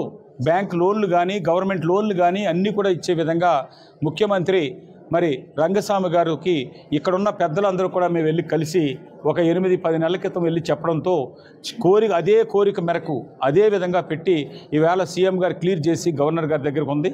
ఈరోజు వందలాది మంది అందరూ కలిసి ఈ మాకు ఏరియాలో ఏ ఒక్క చిన్న ఇబ్బంది లేకుండా మాకు నిలబెట్టాలని చెప్పేసి ఈరోజు మాట్లాడుకున్న మాటల ప్రకారంగా ఈ ఏరియా పెద్దలందరినీ తీసుకుని రేపు మధ్యాహ్నానికల్లా పాండిచ్చేరి వెళ్ళి రేపు లీగల్గా మాట్లాడుకుని ఎల్లుండి సీఎం గారు చీఫ్ సెక్రటరీ అందరి సమక్షంలో కోర్టుకి కూడా ఏ విధంగా ఈ ఇల్లు కానీ ఏది ముట్టుకున్నా కానీ ఏ ఒక్కటి ముట్టుకున్నా కానీ ఆ ఏరియాకి జరిగే నష్టాన్ని కోర్టుకి కూడా ప్రభుత్వం ద్వారాగా చెప్పించి దీన్ని ఆఫ్ చేసే విధంగా ఈవేళ నిర్ణయం తీసుకోవడం జరిగింది. ఒకటేమో లీగల్గా వెళ్తాం, ఇంకోటేమో ప్రభుత్వాన్ని ముఖ్యమంత్రి సహాయంతో దీన్ని ఇక్కడ ఆఫ్ చేసి ఎటువంటి ఇబ్బంది లేకుండా చేసే బాధ్యతని ఈవేళ వందలాది మంది ఇంటికి ఒక్కొక్క మనిషి ఆ ఇల్లు స్థలం ఉన్నవాళ్ళు ఇల్లున్నవాళ్ళు ఇక్కడ సమావేశమయ్యి యునానిమస్గా ఆ నిర్ణయం తీసుకోవడం జరిగింది. ఇందులో ఎవరు కూడా డబ్బులు ఇవ్వవలసిన లేదు. ఇందులో కొంచెం ఎవరు ఆర్థికంగా బాగుంటే వాళ్ళు ముందేస్తున్న డబ్బు మందు వసూలు చేసిన డబ్బులు ఉన్నాయి, అవి సరిపోతే మిగతా వాళ్ళు కూడా చేసుకునే కార్యక్రమాన్ని ముందుకెళ్తాం. ఒకటి మాత్రం మీ ద్వారాగా చెప్తున్నాను, ఈ ప్రభుత్వం అయినా లేకపోతే కోర్టు అయినా ఇంకోళ్ళు అయినా సరే నేను కోర్టుకి ధిక్కరించానని మాట్లాడడం అనేది కోర్టుకు నేను ధిక్కరించి మాట్లాడలేదు. కానీ ఏ నిర్ణయం ప్రజలకు కానీ వ్యతిరేకంగా ఉంటే ప్రజల పక్షాన్ని మల్లాడి కృష్ణారావు నిలబడతాడు. ఈ 30 సంవత్సరాల నుంచి ఈ ఏరియాలో పర్టికులర్గా ఈ ఏరియాలో తీసుకొచ్చిన డెవలప్మెంట్ కోట్లాది రూపాయల డెవలప్మెంట్లు కూడా నా కళ్ళు ఎదుర్కొంటా ఆ డెవలప్మెంట్ అంతా కూడా శిథిలం అయిపోతుంటే చూసే మల్లాడి కృష్ణారావు కాదు, భరించే మల్లాడి కృష్ణారావు కాదు, వాళ్ళందరికీ నేను అండగా ఉంటానని మీ ద్వారాగా తెలియజేస్తున్నాను. అంబేద్కర్ కోనసీమ జిల్లా రాజోలులో పట్టపగలే దొంగతనాలకు పాల్పడుతున్న అంతర్ జిల్లాల దొంగ అరెస్ట్ చేశారు. సకినేటిపల్లి పిఎస్ పరిధిలో పలు దొంగతనాలకు పాల్పడిన పశ్చిమ గోదావరి జిల్లా ఎర్రంశెట్టివారి గ్రామానికి చెందిన అంతర్ జిల్లాల దొంగ కొనిశెట్టి వెంకటరత్నం ఇటీవల అంతర్వేదిపాలెం గ్రామంలో బీరా సువర్ణరాజు, చెల్లిబోయిన వెంకటేశ్వరరావు ఇళ్లలో పట్టపగలే చోరీ తెగబడ్డాడు. అంబేద్కర్ కోనసీమ జిల్లా రాజోలులో పట్టపగలే దొంగతనాలకు పాల్పడుతున్న అంతర్ జిల్లాల దొంగ అరెస్ట్ చేశారు. సకినేటిపల్లి పిఎస్ పరిధిలో పలు దొంగతనాలకు పాల్పడిన పశ్చిమ గోదావరి జిల్లా ఎర్రంశెట్టివారి గ్రామానికి చెందిన అంతర్ జిల్లాల దొంగ కొనిశెట్టి వెంకటరత్నం ఇటీవల అంతర్వేదిపాలెం గ్రామంలో బీరా సువర్ణరాజు, చెల్లిబోయిన వెంకటేశ్వరరావు ఇళ్లలో పట్టపగలే చోరీ తెగబడ్డాడు. పగలు తాపి పని చేస్తూ తాళాలు వేసి ఉన్న ఇళ్లలో రెక్కి నిర్వహిస్తూ సుమారు 20 కేసుల్లో వెంకటరత్నం ముద్దాయి. సిఐ నరేష్ కుమార్ ఆధ్వర్యంలో దిండి చెక్ పోస్ట్ వద్ద ముద్దాయిని అదుపులోకి తీసుకున్న సకినేటిపల్లి ఎస్ఐ శ్రీనివాస్ ముద్దాయి దగ్గర నుండి 8,50,000 రూపాయల విలువ గల 126 గ్రాముల బంగారు ఆభరణాలు రికవరీ చేసి కోర్టులో హాజరుపరిచేందుకు తీసుకెళ్లిన పోలీసులు ఎంతో చాకచక్యంగా వ్యవహరించి దొంగను పట్టుకున్న సిఐ నరేష్, ఎస్ఐ శ్రీనివాస్ సిబ్బందిని ఎస్పీ కృష్ణారావు అభినందించారు. పగటిపూట నేరాలకు పాల్పడుతున్న నేరస్తుడైన కొనిశెట్టి వెంకటరత్నం సన్ ఆఫ్ నాగేశ్వరరావు, ఎర్రంశెట్టివారి గ్రామం నర్సాపురం అనే అతన్ని ఈరోజు దిండి చెక్ పోస్టులో ఉదయం 11 గంటలకు అరెస్ట్ చేయడం జరిగింది.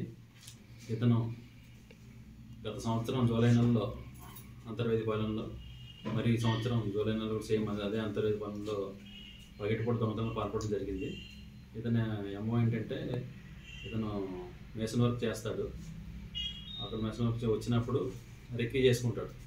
ఎక్కడెక్కడ లాక్డ్ హౌసెస్ ఉన్నాయి డే టైం అన్నీ చూసుకొని అప్పుడు ఇన్మేట్స్ లేనప్పుడు వెళ్ళి అటెంప్ట్ చేసి దొంగతనం పాల్పడి ఆ బంగారం దొంగిలించి ఎక్కడైనా తాకట్టు పెట్టి డబ్బులు తీసుకొని బెట్టింగ్లు గట్టా వాడుతూ ఉంటాడు. ఇతని మీద ఇంచుమించుగా సుమారు 20 కేసులు ఉన్నాయి. ఇతను గత 14 సంవత్సరాల నుంచి నేరాలు పాల్పడుతున్నాడు. ఇతను వెస్ట్ గోదావరి జిల్లా, మన ఈస్ట్ గోదావరి జిల్లాలో కూడా 2 చోట్ల అన్ని పోలీస్ స్టేషన్లో కేసులు నమోదై ఉన్నాయి.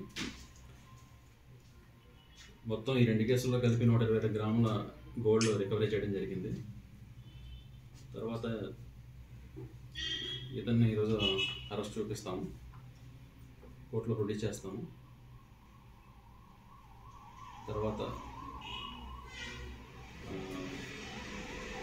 ప్రజలకు చెప్పాల్సింది ఏమిటంటే ఎవరైనా సరే ఊరు వెళ్ళేటప్పుడు కానీ తర్వాత ఎక్కడికైనా చర్చికి వెళ్ళేటప్పుడు కానీ బయట ప్రాంతాలకు వెళ్ళేటప్పుడు కానీ ఇంట్లో గోల్డ్ ఇతర వాల్యుబుల్స్ ఉన్నప్పుడు అవి ఇంట్లో ఎవరినైనా కాపలో పెట్టుకోవడం కానీ లేకపోతే పోలీసు వారికి ముందస్తు సమాచారం కానీ ఇస్తే దానికి మేము రక్షణ కల్పించడం జరుగుతుంది. ఇది మీ ద్వారా ప్రజలకు చెప్పదలుచుకున్నాము.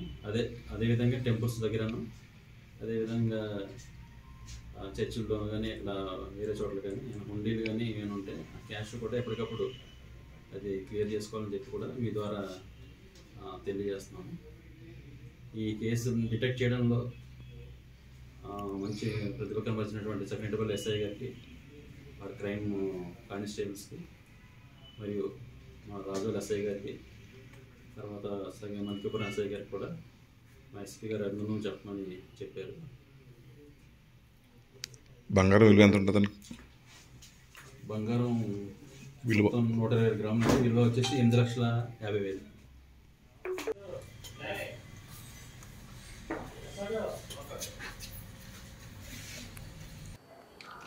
కాకినాడ జిల్లా ముమ్మడివరం నియోజకవర్గం తాళరేవు మండలంలో సుబ్రహ్మణ్య షష్ఠి మహోత్సవం కన్నుల వైభవంగా జరిగింది. కాకినాడ జిల్లా ముమ్మడివరం నియోజకవర్గం తాళరేవు మండలంలో సుబ్రహ్మణ్య షష్ఠి మహోత్సవం కన్నుల వైభవంగా జరిగింది. పరిసర ప్రాంతాల భక్తులు అధిక సంఖ్యలో తరలివచ్చి స్వామివారిని దర్శించుకుని మొక్కులు తీర్చుకున్నారు.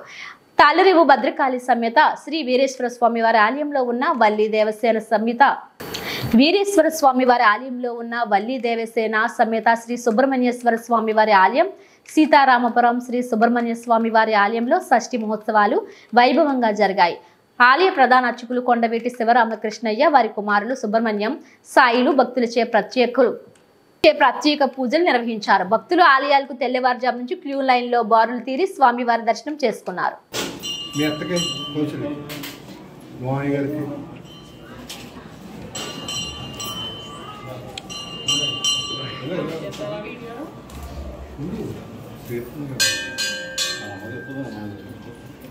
విశ్వేశ్వరాయ మహాదేవాయ త్ర్యంబకాయ త్రిభ్రాంతకాయ త్రికాగ్నే కాలాయ కాలాగ్నే రుద్రాయ నీలకంఠాయ సంజయాయ సర్వేశ్వరాయ సదాశివాయ శ్రీ మహాదేవాయ భద్రకాళి సమేత వీరేశ్వర ప్రార్థన నమస్కారం సమర్పయామి. ఓం నమః శివాయ. దండం పెట్టిన బయట పాదకులు తీసుకోండి.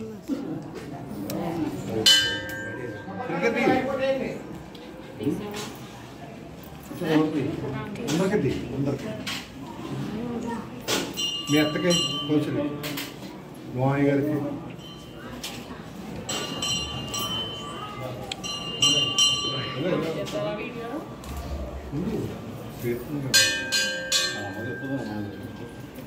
విశ్వేశ్వరాయ మహాదేవాయ త్ర్యంబకాయ త్రిభ్రాంతకాయ త్రికాగ్నే కాలాయ కాలాగ్నే రుద్రాయ నీలకంఠాయ సంజయాయ సర్వేశ్వరాయ సదాశివాయ శ్రీ మహాదేవాయ భద్రకాళి సమేత వీరేశ్వర ప్రార్థన నమస్కారం సమర్పయామి.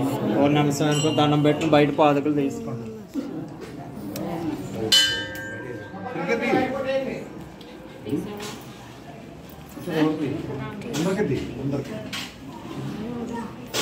మీ అత్తకి కూర్చుని మామయ్య గారికి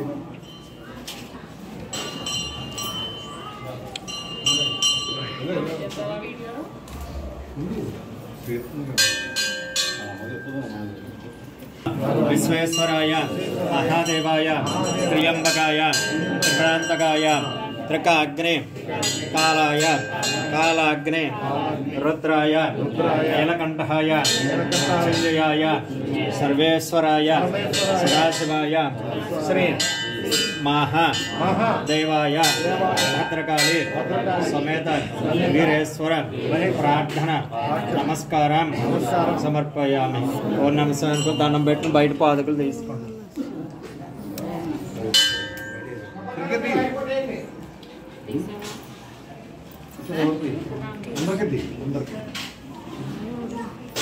మీ అత్తకి కూర్చుని మామయ్య గారికి కాకినాడ జిల్లా ముమ్మడివరం నియోజకవర్గం తాళరేవు మండలం పోలేకూరు గ్రామం సంకటరేవు సెంటర్లోని హోటల్ ఆనంద్ విలాస్లో మహానటి సావిత్రి జయంతి కార్యక్రమం మహానటి సావిత్రి కళావేదిక అధ్యక్షులు ఉంగరాల బూరిబాబు ఆధ్వర్యంలో జరిగింది. ఈ కార్యక్రమంలో స్థానిక అభిమానులు వలంశెట్టి గోపాలకృష్ణమూర్తి, దున్నా గంగరాజు, దూలుపూడి ఈశ్వర్రావు, రిటైర్డ్ ఆర్మీ అధికారి వనుమశెట్టి ఆనందరావులు పాల్గొని ముందుగా ఏర్పాటు చేసిన ఆమె చిత్రపటానికి పూలమాలలు వేసి నివాళులర్పించి మాట్లాడారు. కాకినాడ జిల్లా ముమ్మడివరం నియోజకవర్గం తాళరేవు మండలం పోలేకూరు గ్రామం సంకటరేవు సెంటర్లోని హోటల్ ఆనంద్ విలాస్లో మహానటి సావిత్రి జయంతి కార్యక్రమం మహానటి సావిత్రి కళావేదిక అధ్యక్షులు ఉంగరాల బూరిబాబు ఆధ్వర్యంలో జరిగింది. ఈ కార్యక్రమంలో స్థానిక అభిమానులు వలంశెట్టి గోపాలకృష్ణమూర్తి, దున్నా గంగరాజు, దూలుపూడి ఈశ్వర్రావు, రిటైర్డ్ ఆర్మీ అధికారి వనుమశెట్టి ఆనందరావులు పాల్గొని ముందుగా ఏర్పాటు చేసిన ఆమె చిత్రపటానికి పూలమాలలు వేసి నివాళులర్పించి మాట్లాడారు. కాకినాడ జిల్లా తాళరేవు మండలం పోలేకూరు గ్రామం సంకటరేవులో రాజయ్య గారి పట్లలో ఇక్కడ జరుపుకుంటాం. చాలా చాలా సంతోషం. ఆమె 44వ సంవత్సరంలోనే ఆమె మరణించడం జరిగింది. నిజంగా ఆమె జీవించుంటే ఇంతవరకు ఆమె మరణం తప్పుకోదు. 44 సంవత్సరాల్లో ఆమె మరణించడం అందరికీ కూడా విషాదకరమైన విషయం. చాలా విచారిస్తున్నాం ఆమె మరణం. మరలా సావిత్రి గారి లాంటి నటి మన చలనచిత్ర పరిశ్రమలో ఏ మనిషి కూడా పోషించలేదు. ఆమె చలనచిత్ర పరిశ్రమలో పోషించిన పాత్రలు అన్నీ కూడా అదరామరం. అటువంటి మహానటి ఇక పుట్టరు. చెప్పుకుంటే కన్నమ్మ గారు ఉన్నారు, అంజనీదేవి గారు ఉన్నారు, జీ వరలక్ష్మి గారు ఉన్నారు, ఎంతో మంచి పెద్ద యాక్టర్లు ఉన్నారు, జమున గారు ఉన్నారు, ఎల్వి లక్ష్మి గారు ఉన్నారు. ఇటువంటి సావిత్రి గారిలాగా యాక్ట్ చేసిన నటీమణి ఎవరు లేదు. నిజంగా చాలా ఆమె మరణానికి చింతిస్తూ ఆమె పుట్టినరోజు వేడుకలు ఇక్కడ మనం బాగా జరుపుకుంటున్నాం.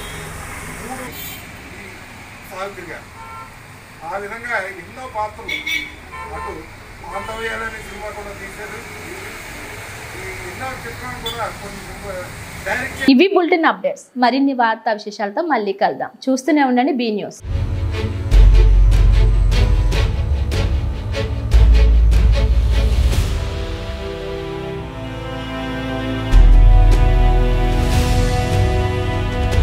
బీ న్యూస్, వాస్తవాల ప్రతిబింబం.